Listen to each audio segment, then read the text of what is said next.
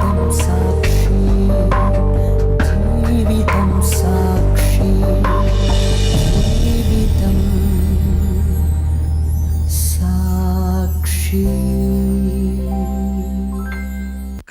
എല്ലാ പ്രേക്ഷകർക്കും ജീവിതം സാക്ഷിയിലേക്ക് സ്വാഗതം. ജഡ്ജിംഗ് പാനലിനെ പരിചയപ്പെടുത്തുകയാണ് ബഹുമാനപ്പെട്ട റിട്ടയർഡ് ഡിസ്ട്രിക്ട് ജഡ്ജ് ആർ സുപ്രഭ. ഇന്നത്തെ പരാതിക്കാരി ദേവിക കോന്നിയിൽ നിന്നാണ് വന്നിരിക്കുന്നത്. അച്ഛൻ അമ്മയിൽ നിന്നും വേർപെട്ട് മറ്റൊരു സ്ത്രീയെ വിവാഹം ചെയ്ത് അവിടെ ഒരു കുഞ്ഞു ജനിക്കുന്നു. അവിടെ അദ്ദേഹം സസുഖം ജീവിക്കുന്നു. അച്ഛൻ്റെ വേർപാടിന് ശേഷം അമ്മ മറ്റൊരു വിവാഹം ചെയ്ത് അതിൽ ജനിച്ച കുട്ടിയുമൊത്ത് എന്തായാലും ദേവികയും അവരുടെ ഒപ്പമുണ്ട്, സസുഖം ജീവിക്കുന്നു. ഇന്ന് ദേവികയെ സംബന്ധിച്ചിടത്തോളം അച്ഛനും അമ്മയും ഇല്ലാത്ത ഒരവസ്ഥയാണ്. കാരണം സാമ്പത്തികമായ സുരക്ഷ ആ കുട്ടിയുടെ ജീവിതത്തിന് ഉറപ്പുവരുത്താൻ, മുമ്പിൽ നിന്ന് കാര്യങ്ങൾ നടത്തി കൊടുക്കാൻ ആരാണ് എന്ന ചോദ്യവുമായിട്ടാണ് ജീവിതം സാക്ഷിയിലെത്തിയിരിക്കുന്നത്. കോന്നിയിൽ ആരുടെ വീടാ? അമ്മ രണ്ടാമത് കല്യാണം കഴിച്ച വീട്. അമ്മയുടെ വീട് കോഴഞ്ചേരി. അവിടെ പിന്നെ അമ്മയുടെ വീട്ടിൽ ആരൊക്കെ? അമ്മയുടെ വീട്ടില് അമ്മ ഒറ്റ മോളാണ്. അമ്മയുടെ അച്ഛനും അമ്മയുടെ അമ്മയും ഉണ്ടായിരുന്നു. പക്ഷെ അച്ഛനും അമ്മ ഇപ്പൊ കിടപ്പാണ്. ഞങ്ങളുടെ അമ്മ രണ്ടാമത് കല്യാണം കഴിച്ച വീട്ടിലുണ്ട് അവരും എല്ലാവരും കൂടെ കോന്നിയിലാണ് താമസിക്കുന്നത്. അപ്പൊ അതുകൊണ്ട് എനിക്ക് പറയാൻ പറ്റാത്തത് എന്നെ കൂടെ പഠിപ്പിക്കണം. അല്ല, പഠിച്ചത് ഞാൻ കോന്നിയിൽ നിന്ന് തന്നെ പഠിച്ചു. ജേർണലിസം പൂർത്തിയാക്കി. അപ്പൊ ഇനി ഫ്യൂച്ചറിലോട്ട് പഠിത്തത്തിനും മറ്റു കാര്യം കൂടെ സാമ്പത്തികമായിട്ടുള്ള പ്രശ്നങ്ങളാണ്. പിന്നെ അച്ഛനും അമ്മയും പിരിഞ്ഞിട്ട് എത്ര വർഷമായി? അച്ഛൻ പിരിഞ്ഞെന്ന് വെച്ചാൽ ഞങ്ങളെ ഇട്ടിട്ട് പോവായിരുന്നു. എനിക്കൊരു വയസ്സായപ്പോ അങ്ങനെ വഴക്കുണ്ടാക്കി പോയതൊന്നുമല്ല. പെട്ടെന്ന് ഒരു കല്യാണത്തിന് പോകുമെന്ന് പറഞ്ഞു പോയി. അപ്പോൾ 1-2 ദിവസം ഞാനിങ്ങനെ എനിക്ക് ഒരു വയസ്സും 2 മാസം ഉള്ളപ്പോഴാണ് പോകുന്നത്. അപ്പോൾ 97 ഏപ്രിൽ 14-ാം തീയതിയാണ് പോകുന്നത്. അപ്പോൾ ഞങ്ങളോട് വഴക്കൊന്നും ഉണ്ടാക്കിയിട്ടില്ല, അതുവരെ ഒരു പ്രശ്നം ഉണ്ടാക്കിയിട്ടില്ല. അച്ഛൻ അങ്ങനെ വേറൊരു പെണ്ണുമായിട്ട് ഇഷ്ടമാണെന്ന് ഞങ്ങൾക്ക് സംശയം പോലും ഇല്ലായിരുന്നു. പിന്നെ പോയി 2 ദിവസം കഴിഞ്ഞ് വന്നില്ല. പിറ്റേ ദിവസം വരുമെന്നും പറഞ്ഞാണ് പോയത്. 2 ദിവസം കഴിഞ്ഞ് വന്നില്ല. അങ്ങനെ പലയിടത്തുനിന്ന് ഞങ്ങളിങ്ങനെ അറിഞ്ഞു അച്ഛൻ വേറൊരു ഭാര്യയുണ്ട്, അവരുടെ കൂടെയാണ് പോയേക്കുന്നത്, അവരുടെ കല്യാണം കഴിഞ്ഞു എന്നറിഞ്ഞു. പക്ഷേ ഞങ്ങൾക്ക് കാണാൻ, അല്ലെങ്കിൽ ഞാനോ അമ്മയോ, ഞാൻ കുഞ്ഞായിരുന്നു, അമ്മയോ ആരും കണ്ടിട്ടില്ല. ഇങ്ങനെ തെളിവ് ഞങ്ങൾക്ക് കിട്ടിയിട്ടില്ല. അവസാനം ഒരു ഫോൺ കോൾ വന്നു വീട്ടിലോട്ട്. എന്നിട്ട് പറഞ്ഞു, ഞാൻ കല്യാണം കഴിച്ചു, ഭാര്യയും കൊണ്ട് വരികയാണ്, നിങ്ങളും കൂടെ സഹകരിക്കണം എന്നുള്ള രീതിയിൽ അച്ഛൻ തന്നെ ഫോൺ വിളിച്ചു. അപ്പൊ നിങ്ങൾ കോഴഞ്ചേരിയില് അല്ല, അച്ഛന്റെ വീട്ടില് കോന്നി ലാക്കൂരായിരുന്നു അവിടെ താമസിക്കുന്നത്. അപ്പൊ ഇത്രയും പ്രശ്നമായെന്ന് കണ്ടപ്പോ അച്ഛന്റെ വീട്ടുകാര് അമ്മയും എന്നെയും കൂടെ അമ്മയുടെ വീട്ടിൽ കൊണ്ടുവിട്ടു. കാരണം ഇത്രയും പ്രശ്നമായ സ്ഥിതിക്ക് അമ്മ എന്തെങ്കിലും ചെയ്താല് അവർക്കും കൂടെ ഉത്തരവാദിത്വം ആവുമല്ലോ എന്നുള്ള രീതിക്ക് അവര് വീട്ടിൽ കൊണ്ടുവിട്ടു. അമ്മയുടെ വീട്ടിൽ കോഴഞ്ചേരി കൊണ്ടുവിട്ടു. അവിടെ സ്വന്തം വീടായിരുന്നു? അവിടെ സ്വന്തം വീടായിരുന്നു. പക്ഷെ അച്ഛൻ പോയി കഴിഞ്ഞ് അറിയുന്നത് അത് പിന്നെ ഞങ്ങളുടെ അച്ഛൻ അത് പ്രമാണം വെച്ച് പൈസ ലോൺ എടുത്തിട്ടുണ്ടായിരുന്നു. കുട്ടിയുടെ അച്ഛൻ? എന്റെ അച്ഛൻ ഹരിഹരൻ നായർ ലോൺ എടുത്തിട്ടുണ്ടായിരുന്നു. പക്ഷെ ഞങ്ങൾക്ക് അറിയത്തില്ല. ജപ്തി നോട്ടീസ് വന്നു കഴിഞ്ഞപ്പോഴാണ് ഞങ്ങൾ ഇങ്ങനെ ലോൺ ഉണ്ടെന്ന് അറിയുന്നത്. അത് നിങ്ങളുടെ അപ്പനും ഉമ്മയും താമസിച്ചിരുന്ന വീട്, ആ വീട് ലോൺ എടുത്തിരുന്നു? അമ്മയുടെ പേരിലായിരുന്നു? ആരുടെ പേരിലായിരുന്നു വീട്? അമ്മയുടെ വെല്ലിച്ചന്റെ പേരിലായിരുന്നു, അമ്മയുടെ അച്ഛന്റെ പേരിലായിരുന്നു. ജീപ്പോ എന്തോ വണ്ടി എടുക്കണമെന്നും പറഞ്ഞ് കൊണ്ടുവച്ചു. പക്ഷെ ഞങ്ങൾക്ക് അറിയത്തില്ല ഇത്രയും പൈസ എടുത്തിട്ടുണ്ട്, ഇതുണ്ടെന്നൊന്നും അറിയത്തില്ലായിരുന്നു. എടുത്തു കൊടുത്തത് അമ്മ എടുത്തു കൊടുത്തു? ആരാ വെല്ലിച്ചൻ പോയി എടുത്തു കൊടുത്തു? ഇല്ല, പുള്ളി തന്നെ പോയി എടുക്കുമായിരുന്നു. അങ്ങനെ ജപ്തി നോട്ടീസ് ആയപ്പം എനിക്കൊരു 8 വയസ്സായപ്പോഴാണ് ജപ്തി നോട്ടീസ് ആണ്. അങ്ങനെ വസ്തു വിറ്റു. ഞങ്ങൾ 28 സെന്റ് സ്ഥലം ഉണ്ടായിരുന്നു. അത് ഫുള്ള് വിറ്റപ്പോൾ പെട്ടെന്ന് വിൽക്കാൻ വേണ്ടി ഞങ്ങൾക്ക് വലിയ വിലയൊന്നും കിട്ടിയില്ല. പൈസ അടയ്ക്കാനുള്ളതേ ഞങ്ങൾക്ക് കിട്ടിയുള്ളൂ. അച്ഛൻ്റെ വീട്ടിൽ കല്യാണം കഴിഞ്ഞ ദിവസം തൊട്ടേ പ്രശ്നമായിരുന്നു. അത് കാരണം അമ്മയും അച്ഛനും അമ്മയുടെ വീട്ടിലായിരുന്നു താമസം. പിന്നെ ഈ പോകുന്നതിന് കുറച്ച് നാൾ മുമ്പാണ് അച്ഛൻ്റെ വീട്ടിലോട്ട് പോയത്. അവിടെ നിന്നാണ് അച്ഛൻ പോകുന്നത്. അച്ഛനെ കാണാതായി 6 മാസം കഴിഞ്ഞപ്പോൾ അമ്മ കേസ് കൊടുത്തു. കേസ് കൊടുത്തപ്പം ഇയാളെ കണ്ടിട്ടേ ഇല്ല. അല്ല, ഈ 6 മാസം വെയിറ്റ് ചെയ്ത് അദ്ദേഹം തിരിച്ചു വരുമെന്നുള്ള പ്രതീക്ഷയിൽ ഒരുപാട് വെയിറ്റ് ചെയ്തു. കാരണം ഇനി എന്തെങ്കിലും തെറ്റ് തിരുത്തി വന്നാൽ സ്വീകരിക്കാം എന്നുള്ള ഇതിലാണ് വെയിറ്റ് ചെയ്തു. 1997 നവംബറിൽ കേസ് കൊടുത്തു. കേസ് കൊടുത്തത് പിന്നെ ഡൈവോഴ്സിനാണോ? ആദ്യം ഡൈവോഴ്സിനാണ് കൊടുത്തത്. ഇത് ആള് വരണമല്ലോ, പിന്നെ ചെലവിന് എല്ലാത്തിനും കൊടുത്തിരുന്നു. അത് കഴിഞ്ഞ് ഈ ആള് കോടതിയിലേ വരത്തില്ല. കോടതി ഒരു തവണ പോലും ഇയാളെ കണ്ടിട്ടില്ലായിരുന്നു. അങ്ങനെ എവിടെ ഉണ്ടെങ്കിലും പിടിച്ചുകൊണ്ടുവരാൻ സമൻസ് വാറണ്ട് ഇങ്ങനെ പൊയ്ക്കൊണ്ടിരുന്നപ്പോൾ ഞങ്ങളുടെ വീട്ടിലുള്ളവർ തന്നെ, അപ്പം വീട്ടുകാരെല്ലാം കൂടെ അറിഞ്ഞു നടത്തിയ കല്യാണം ആയതുകൊണ്ട്. അതെ, ഈ കല്യാണം മറ്റേ കല്യാണം നടത്തി എന്നുള്ളത് ഉറപ്പായത് എങ്ങനെ? ഈ പത്രത്തിൽ കണ്ടതിന് ശേഷമാണോ? അവര് കല്യാണം നടത്തിയല്ലോ, ഒളിച്ചോടി പോവായിരുന്നു. അപ്പം അവരുടെ വീട്ടിൽ വിളിച്ച് പറഞ്ഞു, അങ്ങനെ നിങ്ങളെ കൊണ്ടുവന്ന് വിട്ടപ്പോ നിങ്ങൾക്ക് മനസ്സിലായി അത് കല്യാണം മനസ്സിലായ കഴിച്ചതാണ്. സത്യമാണെന്ന്. അപ്പൊ പിന്നെ പോലീസ് പിടിച്ചു ഇവരെ രണ്ടുപേരെയും കൂടെ. അച്ഛന്റെ വീട്ടിൽ അച്ഛൻ ഈ ഭാര്യയും കൊണ്ട് താമസിക്കാൻ ചെന്നു. ഞങ്ങളെ വീട്ടിൽ കൊണ്ട് വിട്ടല്ലോ. അപ്പൊ അവിടുത്തെ നാട്ടുകാർ പറഞ്ഞു ഇങ്ങനെ 6 മാസമായിട്ടൊരു അമ്മയും കുഞ്ഞിനെ ഉപേക്ഷിച്ചിട്ട് പോയ ആളാണ് എന്ന് പറഞ്ഞ് അവര് തന്നെ, നാട്ടുകാർ തന്നെ പോലീസിൽ ഫോൺ ചെയ്തു. പോലീസ് വന്ന് കൊണ്ടുവന്നിട്ട് അമ്മയോട് പറഞ്ഞു, പോലീസ് സ്റ്റേഷനിൽ ചെല്ലാൻ പറഞ്ഞു. അമ്മയോട് ചെന്ന് കഴിഞ്ഞപ്പോൾ ഇങ്ങനെ ഈ ആളെ കുറിച്ച് പറഞ്ഞപ്പോൾ ഈ അച്ഛന്റെ കൂടെ പോയേക്കുന്ന ആള് ഹോം നേഴ്സായിട്ട് ഇങ്ങനെ പോകുന്ന ആളാണ്. പേര് സജിനി. അപ്പൊ കാണിക്കാനുള്ള കാരണം എന്ന് വെച്ചാല് അമ്മയോട് ആരോ പറഞ്ഞു അച്ഛന്റെ കൂടെ പോയേക്കുന്ന പെണ്ണിന് അവിടെ അടുത്തുള്ള ഒരു പ്രമുഖ ഒരു വക്കീലുമായിട്ട് ബന്ധമുണ്ട്. ആ വക്കീലിന്റെ ബേസിലാണ് അച്ഛന്റെ കൂടെ പോയേക്കുന്നതെന്ന് പറഞ്ഞു. അപ്പൊ അമ്മ അവിടെ ചെന്നപ്പോ ഇയാള് അമ്മ ചോദിച്ചു, ഈ എൻ്റെ ഭർത്താവിൻ്റെ കൂടെ ഇങ്ങനെ ഒരു പെണ്ണ് പോയെന്ന് പറഞ്ഞു, നിങ്ങൾക്ക് ആടെ നമ്പരോ എന്തെങ്കിലും ഒരു അഡ്രസ്സോ എന്തെങ്കിലും ഒന്ന് തരാമോ എന്ന് ചോദിച്ചപ്പോൾ അയാൾ അതിനൊന്നും കൂട്ടാക്കിയില്ല. അപ്പം പോലീസ് പിടിച്ചപ്പോൾ അമ്മ പറഞ്ഞു ഇങ്ങനൊരു വക്കീല് ആണ് ഇതിന് സപ്പോർട്ട് ചെയ്തതെന്നറിയാം. അതുപോലെ അമ്മയുടെ സ്വർണം കൊണ്ടുപോയായിരുന്നു. സ്വർണം കൊണ്ടുപോയപ്പോൾ അതിലൊരു നെക്ലേസ് കൊടുത്തിട്ടാണ് ഇവരെ അവിടുന്ന് കൊണ്ടുപോരുന്നത്. ഈ ഹോം നഴ്സിംഗിന് ഈ നമ്മൾ ഈ സാധനമൊക്കെ വാങ്ങിക്കുന്ന പോലെ ഇവരെ കൊണ്ടുപോയത് എൻ്റെ അമ്മയുടെ ഒരു നെക്ലേസ് കൊടുത്തിട്ടാണ് കൊണ്ടുവന്നു. അങ്ങനെ ഒരു ലെവലിലായിരുന്നു ആ അഡ്വക്കേറ്റിന് കൊടുത്തിട്ട് അയാൾ ഈ പെണ്ണെ കൊണ്ട് പോരുകയായിരുന്നു. അതെനിക്കറിയില്ല, നെക്ലേസ് ആണെന്ന് അറിയായിരുന്നു. പിന്നെ അച്ഛൻ പോകുമ്പോൾ ഞങ്ങൾക്ക് അറിയത്തില്ല, നമ്മയുടെ സ്വർണ്ണം അല്ല, അച്ഛൻ പാൻ്റായിരുന്നു, അതിന്റെ പോക്കറ്റിൽ താത്തോണ്ട് കയ്യിലൊന്നും ഇല്ലാത്തതുകൊണ്ട് നമ്മൾ ശ്രദ്ധിച്ചില്ല, കല്യാണത്തിന് പോവാന്ന് പറഞ്ഞു പോയി. അപ്പോൾ പിന്നെ പോയി കുറേ നാൾ കഴിഞ്ഞ് ഞങ്ങളിങ്ങനെ ഈ ബാഗിലൊക്കെ നോക്കി കഴിഞ്ഞപ്പോഴാണ് സ്വർണ്ണം ഇല്ല എന്ന് മനസ്സിലാവുന്നത്. അപ്പോൾ സ്വർണവും പോയി. പിന്നെ അത്രയും പ്രശ്നമായ സ്ഥിതിക്കാണ് നമ്മൾ കേസ് കൊടുക്കുന്നത്. കേസ് കൊടുത്തു, ഇവരെ പിടിച്ചു, പോലീസ് പിടിച്ചു കഴിഞ്ഞപ്പോൾ അച്ഛൻ അവിടെ എഴുതി വെച്ചു, ഇത്രയും സ്വഭാവം ഇങ്ങനെയാണെന്ന് അറിയില്ലായിരുന്നു, എനിക്കൊരു തെറ്റ് പറ്റിപ്പോയി, ഇനി എനിക്ക് എൻ്റെ ഭാര്യയെ മോളെ മതി എന്നുള്ള രീതിയിൽ പത്തനംതിട്ട പോലീസ് സ്റ്റേഷൻ എഴുതി വെച്ചപ്പോൾ ഞാൻ കുഞ്ഞായിരുന്ന കാരണം അവർ പറഞ്ഞു ഒരുപാട് ലേറ്റായിട്ടാണ് അന്ന് ഈ സംഭവങ്ങളൊക്കെ നടന്നത്, നിങ്ങൾ വീട്ടിൽ പോക്കോ, നാളെ രാവിലെ ആൾ വീട്ടിലെത്തുമെന്ന് പറഞ്ഞു. പിന്നെ ഞങ്ങൾ കണ്ടിട്ടേ ഇല്ല. ആ അച്ഛൻ അവർ പോലീസുകാർ വിട്ടപ്പോൾ ഭാര്യയുടെ കൂടെ തന്നെ, ഇപ്പം 2ാം കല്യാണം കഴിച്ച ആളുടെ കൂടെ തന്നെ തിരിച്ചു പോയി. എഴുതി വെച്ചിട്ട് തിരിച്ചു പോയി. അത് കഴിഞ്ഞിട്ട് അച്ഛനെ പിന്നെ ഒന്ന് പോലീസ് പിടിച്ചു. വെച്ചാൽ അപ്പൊ ചെലവിന് ഇങ്ങനെ ഓരോ മാസത്തെയും പെൻഡിങ് ആയിക്കൊണ്ടിരിക്കും. പോലീസ് പിടിച്ചു. അവിടെ ജഡ്ജിയുടെ മുമ്പിൽ വെച്ച് പറഞ്ഞു ചെലവിന് ഇത്ര കൊടുക്കാന്നല്ലോ, കേസിന് നമുക്ക് ആള് വരാതാകുമ്പോ വിധിയാവുമല്ലോ ഇത്ര വീതം കൊടുക്കുക എന്നുള്ളത്. അന്നേരം അതിങ്ങനെ പെൻഡിങ് ആയിക്കൊണ്ടിരിക്കുന്ന സമയത്ത് എങ്ങനെങ്കിലും കൊണ്ടുവരാൻ എല്ലാവരും ശ്രമിക്കുന്നുണ്ട്, എവിടെങ്കിലും ഒക്കെ വെച്ച് കണ്ടുപിടിക്കാൻ. പക്ഷേ ഇയാളെ പോലീസ് പിടിച്ചു. പിടിച്ച് ജഡ്ജിയുടെ മുമ്പിൽ ഹാജരാക്കിയപ്പോൾ ജഡ്ജിയോട് പറഞ്ഞു വീട്ടിൽ പൈസ ഇരിപ്പുണ്ട്, എന്നെ എടുത്തോണ്ട് വരാമെന്നും പറഞ്ഞ് വിട്ടു. 2 പോലീസ്. അച്ഛന്റെ വീട്ടുകാർ ആ സമയത്തൊക്കെ അച്ഛന് സപ്പോർട്ടായിരുന്നു. അന്നേരം അച്ഛന്റെ വീട്ടിൽ കൊണ്ട്, അപ്പൊ പോലീസുകാർക്ക് അറിയില്ലല്ലോ വീട്ടിലെ ഊടുവഴികളൊന്നും, അവര് വാതിക്ക നിന്നു. അച്ഛൻ മെയിൻ വാതിലിൽ കൂടെ കയറി പുറകിലെ വാതിൽ കൂടെ ഇറങ്ങിപ്പോയി. പോലീസുകാർ കുറെ നേരം അവിടെ നോക്കി നിന്നു, പുള്ളി പോയെന്ന് മനസ്സിലായി. അത് കഴിഞ്ഞിട്ട് പിന്നെ കിട്ടിയില്ല.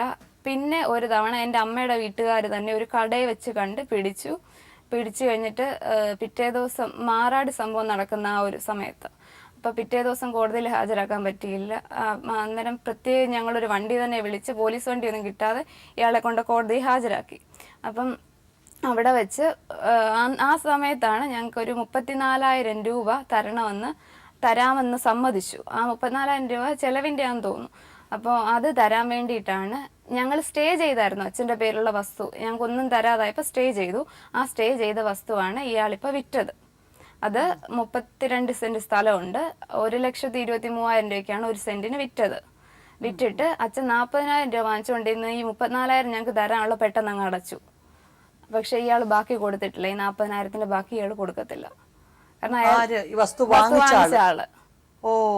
വാങ്ങിച്ച ആള് കൊടുക്കാത്തതെന്ന് പറഞ്ഞാൽ അയാൾ അച്ഛനോട് പറഞ്ഞു നിന്റെ മോള് 18 വയസ്സാകുമ്പോൾ അന്വേഷിച്ചു വരും, അപ്പോൾ കാരണം സ്റ്റേ ചെയ്ത വസ്തുവാണല്ലോ, അന്നേരം ഞാൻ അവക്ക് കൊടുത്തോളാന്ന് അച്ഛനോട് പറഞ്ഞു.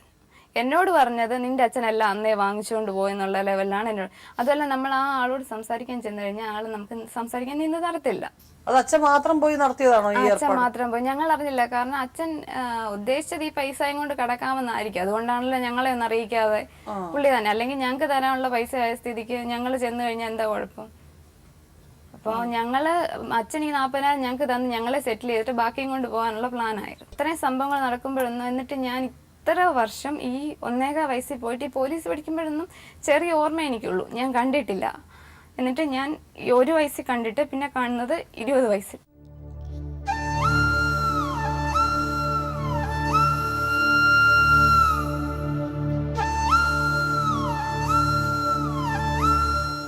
അത് ഞാൻ ഒരുപാട് കഷ്ടപ്പെട്ട് നടന്നിട്ട് കണ്ടുപിടിച്ചതാ.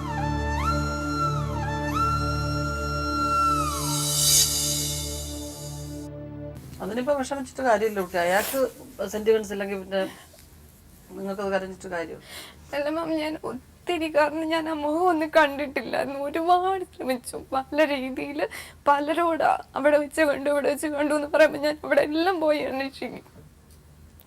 എന്നിട്ട് അച്ഛൻ ഇപ്പൊ ഒരു മകനുണ്ടല്ലോ, പൊന്നു പോലെ കൊണ്ട് നടക്കുന്നുണ്ടല്ലോ കൂടെ.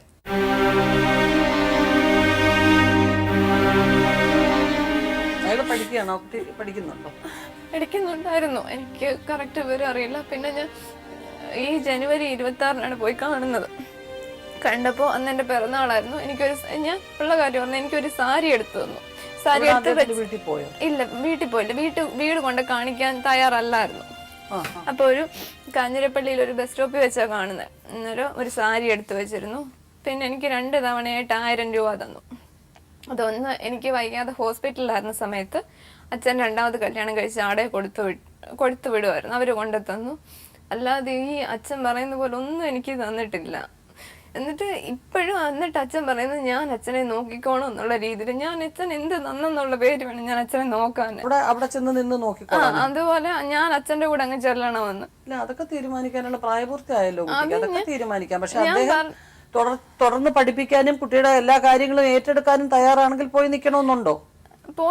ഇല്ല മാം, ഞാൻ ഒരിക്കലും പോകത്തില്ല. കാരണം എനിക്കറിയാം അവരുടെ സ്വഭാവം, 2 പേരുടെയും സ്വഭാവം എനിക്ക് നന്നായിട്ട് അറിയാം. അപ്പം പിന്നെ നിങ്ങളെ ഉപദ്രവിക്കാനോ ഒന്നും ചെയ്യാൻ അദ്ദേഹം തയ്യാറാവില്ല. അവിടെ ചെന്ന് നിന്നാൽ നിങ്ങളുടെ അമ്മയുടെ വീട്ടിലും പോകാം, അച്ഛന്റെ അവിടെയും നിൽക്കാം. പിന്നെ തുറന്നു മാസ് കമ്മ്യൂണിക്കേഷൻ പഠിക്കണമെന്ന് പറഞ്ഞില്ലേ? ഒരിക്കൽ പോലും കാണാൻ അന്വേഷിച്ച് വന്നിട്ടില്ലാത്ത ഒരാളുടെ കൂടെ പെട്ടെന്നൊരു ദിവസം കണ്ടെന്ന് പറഞ്ഞാൽ എന്തോ വിശ്വാസത്തിലാണ് പോയി നിൽക്കേണ്ടെന്നേ. ഈ 19 വർഷം എന്നെ അന്വേഷിച്ച് ഒരു തവണ പോലും വന്നിട്ടില്ല.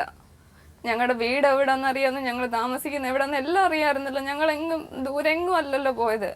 അന്വേഷിച്ച് എത്രയോ തവണ ഞാൻ ഇവരുടെ എല്ലാം ബന്ധുക്കളുടെ വീട്ടിൽ പോകുമായിരുന്നു. എന്നിട്ട് ഒരു തവണ പോലും എന്നെ അന്വേഷിച്ച് വന്നില്ലല്ലോ. ആടെ കൂടെ ഞാൻ ഇനി എന്തോ വിശ്വസിച്ചാ പോയി താമസിക്കുന്നത്? അല്ല, അച്ഛൻ താമസിക്കുന്നത് പിന്നെ നിങ്ങൾക്ക് കണ്ടുപിടിക്കാൻ പറ്റാത്ത സ്ഥലത്ത് എവിടെയെങ്കിലും ആണോ? അല്ല, കാഞ്ഞിരപ്പള്ളിയിലായിരുന്നു. ഞങ്ങൾക്ക് അറിയില്ലായിരുന്നു ആളെവിടെ ഉണ്ടെന്ന്. അറിയത്തില്ലായിരുന്നു? ഞങ്ങൾക്ക് അറിയത്തില്ല. കാരണം ഞങ്ങൾ ഈ സമൻസും കേസിന്റെ ഇതുള്ളത് കാരണം പുള്ളി ഒരു സ്ഥലത്ത് സ്ഥിരമായിട്ട് താമസിക്കത്തില്ലായിരുന്നു, മാറി മാറി താമസിക്കുമായിരുന്നു. അതുപോലെ ഈ വസ്തു വാങ്ങിച്ച ആള് പറയുന്നുണ്ട് അച്ഛൻ ബാക്കി പൈസ വാങ്ങിച്ചുകൊണ്ട് പോയി എന്ന് പറയുന്നുണ്ട്. ഉണ്ടെങ്കിൽ ഒരിക്കലും അച്ഛൻ ഒരു വാടക വീട്ടിൽ താമസിക്കേണ്ട കാര്യമില്ല. അത് ഇപ്പം എന്നെ അച്ഛനെയും ചതിച്ച് അയാള് വെറും 40,000 രൂപയ്ക്ക് 32 സെന്റ് സ്ഥലം വാങ്ങിച്ചെന്നുള്ള രീതിയിലായി. പക്ഷെ അതെനിക്ക് തോന്നുന്നു ലീഗലായിട്ട് എന്തെങ്കിലും മൂവ് ചെയ്യാൻ പറ്റുമോ മാഡം? പറ്റും. പ്രോപ്പർട്ടിക്ക് മൂവ് ചെയ്യാൻ പറ്റും. അതിപ്പം നിയമപരമായിട്ടുള്ള കാര്യങ്ങൾ പറഞ്ഞു തരും. എന്നുവെച്ചാൽ വിത്ത് knowledge that there is liability to pay maintenance, he has purchased the property, so the liability runs with the property.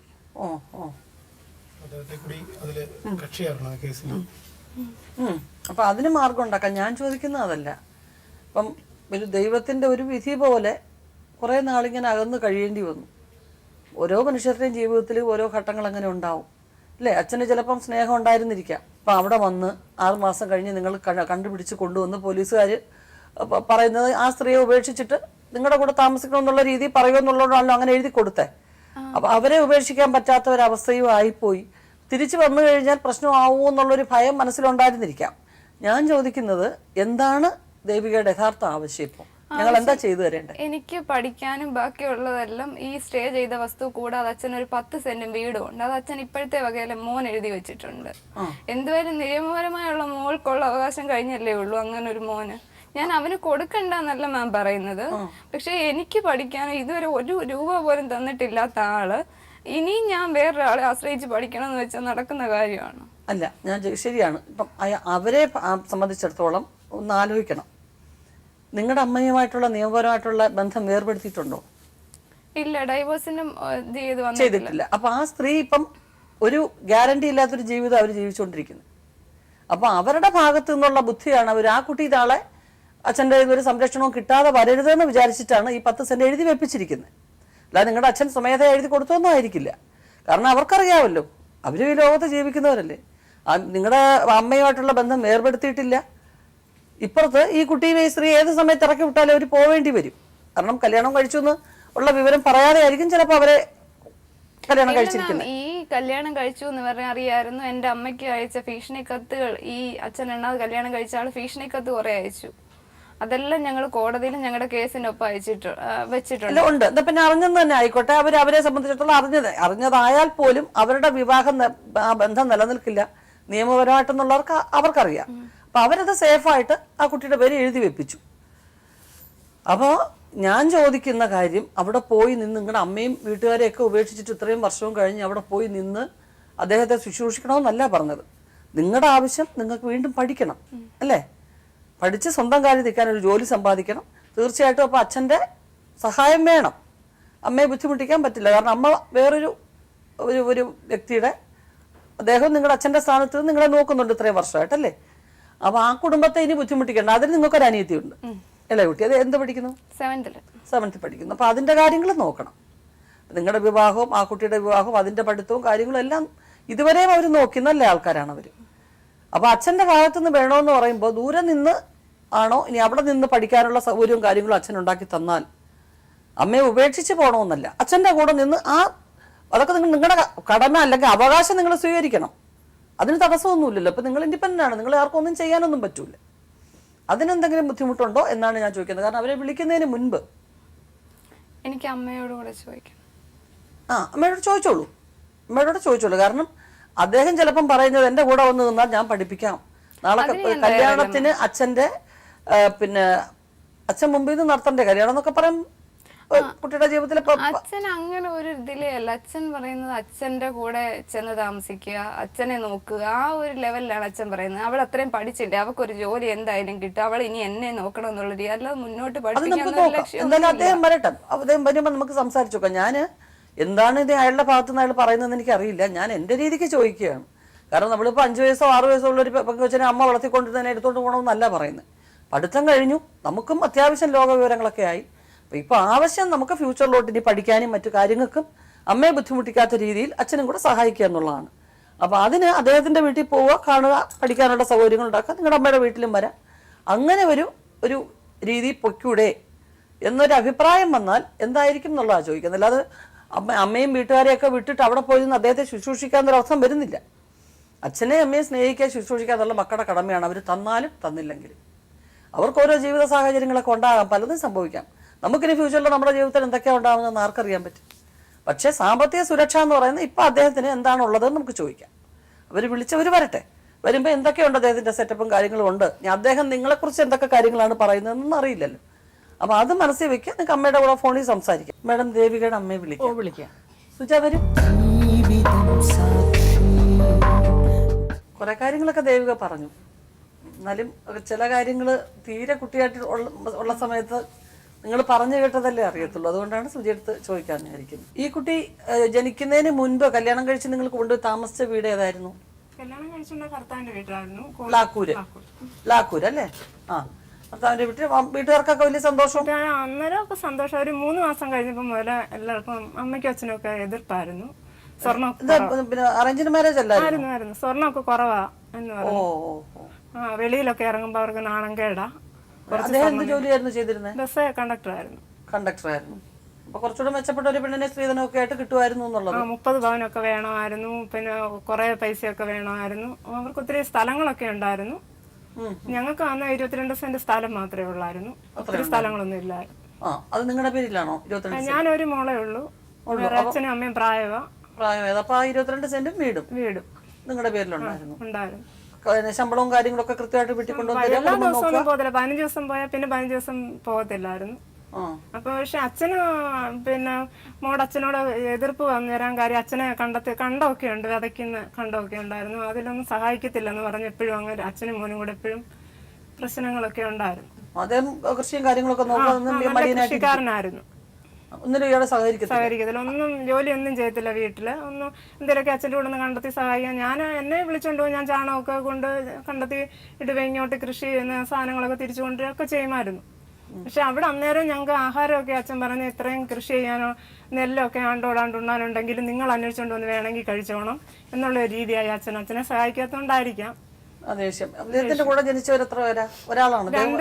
രണ്ട് ഞാൻ ചെല്ലുന്നതിന് മുമ്പ് ഒരു പെൺകുട്ടി ഉണ്ടായിരുന്നു, മരിച്ചു പോയെന്ന് ഞാൻ പറഞ്ഞു കേട്ടിട്ടുണ്ട്, കണ്ടിട്ടില്ല. വേറെ 2 പേരുണ്ട്, ഇദ്ദേഹം ഇളയതാണ്. അവര് പെൺമക്കളാണോ? അടുത്ത താമസം. കല്യാണം കഴിച്ച എല്ലാവരും അയച്ചു. അപ്പൊ അദ്ദേഹത്തിന് നിങ്ങളോടൊരു ഇഷ്ടക്കേടോ കാര്യങ്ങളോ ഒന്നും ഉള്ളതായിട്ട്? ഇഷ്ടക്കേടോ കാര്യങ്ങളൊന്നും അന്നേരം വലിയ സ്നേഹമൊക്കെ എവിടെയെങ്കിലും പോയാൽ കൊണ്ടുപോകും, അങ്ങനെയൊക്കെ ചെയ്യുമായിരുന്നു. പ്രസവം നിങ്ങളുടെ വീട്ടിലായിരുന്നു? ഞങ്ങളുടെ അത് പിന്നെ 3 മാസം കഴിഞ്ഞപ്പോൾ മുതൽ അച്ഛനും അമ്മയ്ക്കും ഭയങ്കര എതിർപ്പ്. ഞങ്ങളെ വീട്ടിൽ നിന്ന് ഇറക്കി വിട്ടു.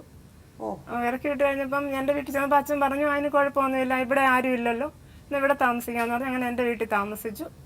കുറെ താമസിച്ചു കഴിഞ്ഞ് കുറെ ഒരു മോളെ 2 വർഷം കഴിഞ്ഞ ആ ഡേറ്റിൽ തന്നെ ഫെബ്രുവരി 6-ാം തീയതി 2 വർഷത്തിന് ശേഷം മോളുണ്ടായത്.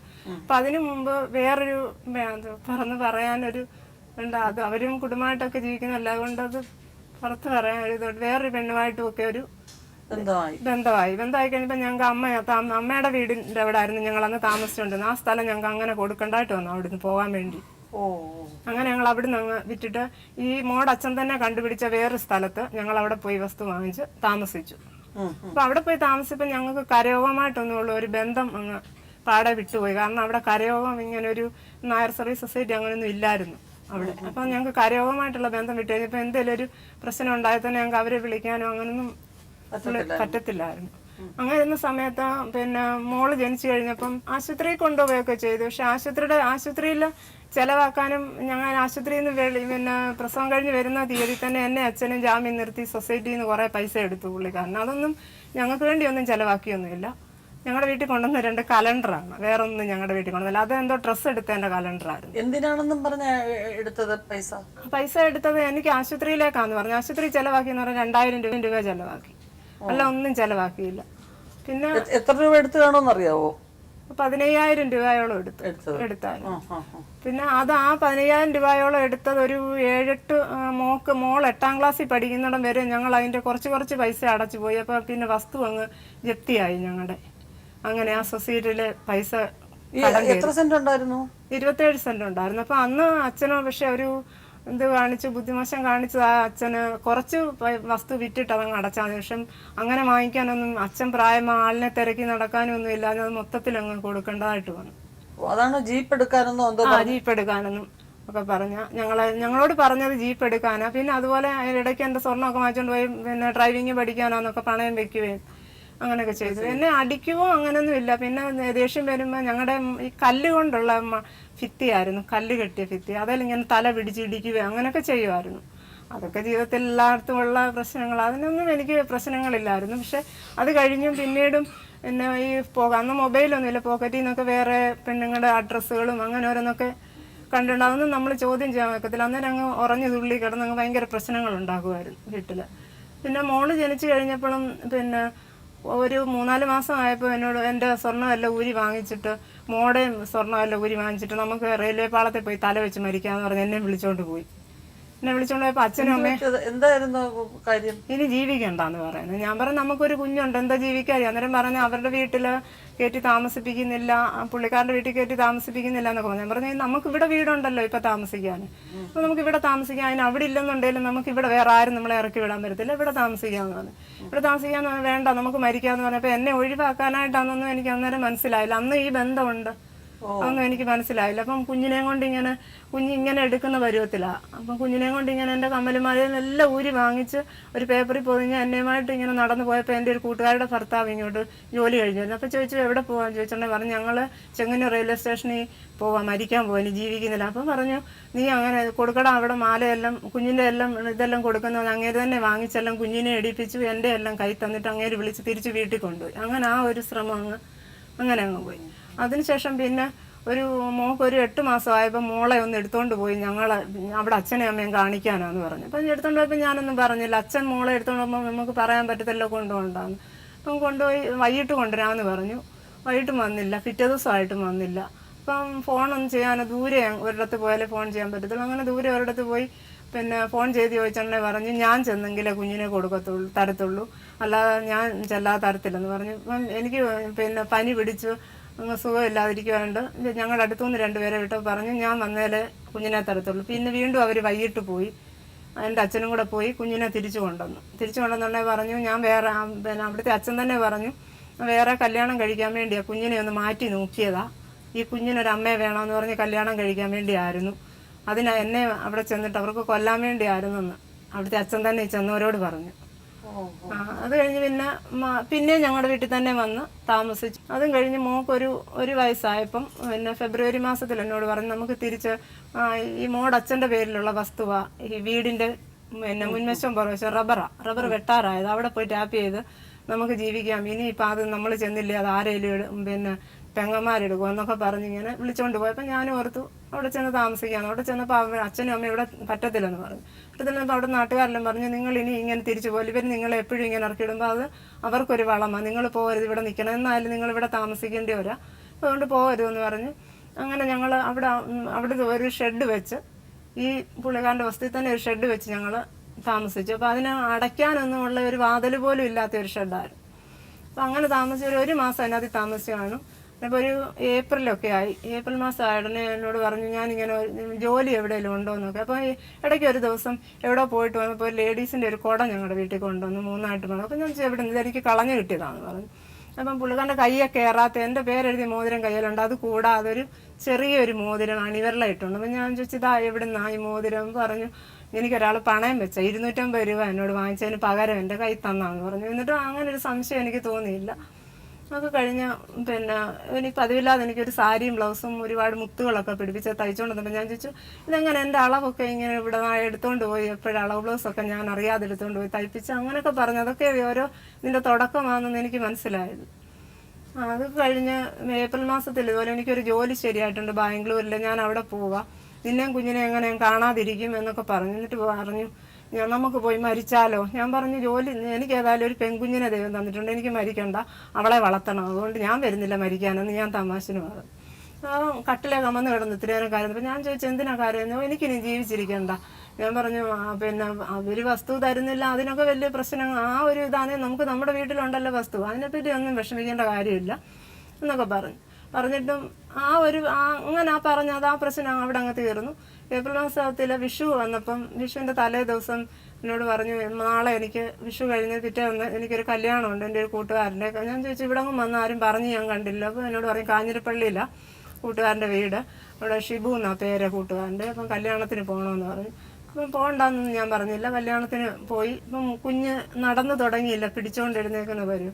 ഞാനും കുഞ്ഞിനെയും കൊണ്ട് ഇങ്ങനെ റോഡിലിറങ്ങി അച്ഛൻ പോകുന്ന കണ്ട് കുഞ്ഞിനൊരു ഉമ്മയൊക്കെ കൊടുത്ത് ടാറ്റ കൊടുത്ത് നാളെ അച്ചാച്ചൻ വരത്തുള്ളൂ എന്ന് പറഞ്ഞു പോയാൽ പിന്നെ ഞങ്ങൾ കണ്ടിട്ടേ ഇല്ല. പിന്നെ 21 ദിവസം പിന്നത്തിന് ശേഷം അപ്പോൾ എവിടെയാണെന്നൊന്നും അറിയത്തില്ല. അപ്പം ഞാൻ ഓർത്തി സ്വർണ്ണമൊക്കെ എൻ്റെ സ്വർണം കൊണ്ടുപോയി പിന്നെ വേറൊരാൾ പണയം വെക്കാൻ വാങ്ങിച്ചാന്ന് പറഞ്ഞ് എന്നോട് അവരുടെ ചിറ്റപ്പൻ്റെ ഒരു മോനുണ്ട് പണയം വെക്കാൻ എന്നോട് പിന്നെ ഒരു പ്രാവശ്യം വള വാങ്ങിച്ച് പണയം വെച്ചിട്ട് പിന്നെ ഈ മോടച്ഛൻ തന്നെ നിൽക്കലേ ഒരു വാക്ക് പറഞ്ഞു ഇനിയും ആവശ്യം വന്നാലും ഇങ്ങോട്ട് തരണേന്ന് എടുത്ത് തന്നിട്ട് പണയം വെച്ചിട്ട് എടുത്തിട്ടുണ്ട്. അപ്പോൾ ആ ഒരു വാക്കില്ല ഞാൻ പറഞ്ഞു വിട്ടതാന്ന് വിചാരിച്ച് ഞാൻ കൊടുക്കുകയും ചെയ്തു. അതുകൂടാതെ പിന്നെ ലൈസൻസ് എടുക്കാനെന്നും പറഞ്ഞ് എൻ്റെ മാല വാങ്ങിച്ചുകൊണ്ട് പോയി പണയം വെച്ചു. പിന്നെ അമ്മ അടുക്കള കാണാൻ വന്നപ്പം മാല കൊണ്ടിട്ടായിരുന്നു, ആ മാല അതെല്ലാം കൊണ്ടുപോയി. എന്നിട്ട് പിന്നെ ഇവിടെ പോയി നിങ്ങളപ്പോ ഈ ഷെഡിലാണ് താമസിച്ചുകൊണ്ടിരിക്കുന്നത്. അപ്പോൾ പോയിട്ടും വരുന്നില്ല. അപ്പം ഞാൻ മൂത്ത നാത്തൂൻ്റെ വീട്ടിൽ പോയി കിടക്കുകയൊക്കെ ചെയ്ത് ഇത്രയും ദിവസമായിട്ടും വരാൻ. അപ്പം അവിടുത്തെ ഒരു നാത്തൂൻ്റെ മോളിങ്ങനെ കടയിൽ പോയിട്ട് വന്നപ്പോൾ പറയുന്നു മാമൻ ഒരു ഹൈറ്റുള്ള പെണ്ണിൻ്റെ കൂടെ കുടയിൽ കയറി മാമിയുടെ ചെയിനൊക്കെ കൈയായിട്ടുകൊണ്ട് പോകുന്നെന്ന് ഒരാൾ പറയുന്നത് കേട്ടമ്മേന്ന് മോള് വന്ന നാത്തൂനോട് പറയുന്നത് കേട്ടു. അപ്പം ഞാൻ പറഞ്ഞു ഞാനത് കേട്ടോണ്ട് ശ്രദ്ധിക്കുന്നുണ്ട്. അപ്പം നാത്തൂൻ പറഞ്ഞു മാമി അറിഞ്ഞാൽ ഇവിടെ വെച്ചെന്തെങ്കിലും മാമിക്ക് സംഭവിച്ചാൽ നമ്മൾ വേണ്ട സമാധാനം പറയുകൊണ്ട് മിണ്ടാതിരിക്കും എന്ന് പറഞ്ഞു.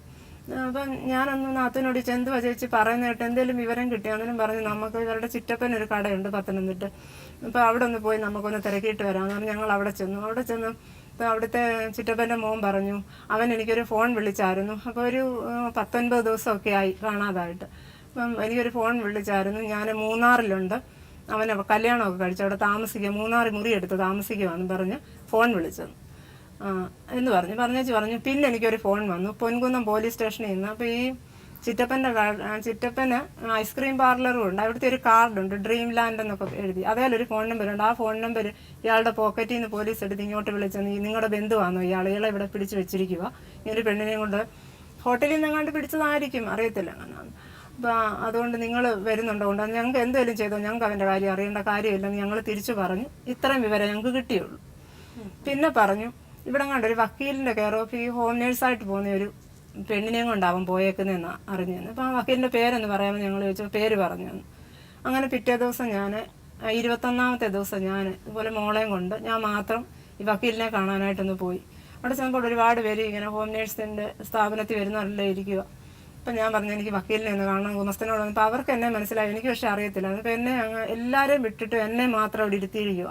ഞാൻ പറഞ്ഞു എനിക്ക് കുഞ്ഞിനെ കൊണ്ടിരിക്കാൻ ബുദ്ധിമുട്ടുണ്ട്, കുഞ്ഞിന് പനിയാണ്, എനിക്ക് പോകണമെന്ന് പറഞ്ഞു. അതുകൊണ്ട് പറഞ്ഞു നിങ്ങൾക്ക് എന്താ ഇത്ര ധൃതി, നിങ്ങൾ ഹരിയുടെ ഭാര്യയല്ലയോ എന്ന് ചോദിച്ചു. ഞാൻ പറഞ്ഞു അതെ. അപ്പോൾ ഗുമസ്തൻ പറഞ്ഞു പിന്നെ കയറി കാണാൻ പറഞ്ഞു. അങ്ങോട്ട് വിളിപ്പിച്ചുടനെ വക്കീൽ എന്നോട് ചോദിച്ചു നിങ്ങൾ ഹരിയുടെ ഭാര്യയല്ലേ? ഞാൻ പറഞ്ഞു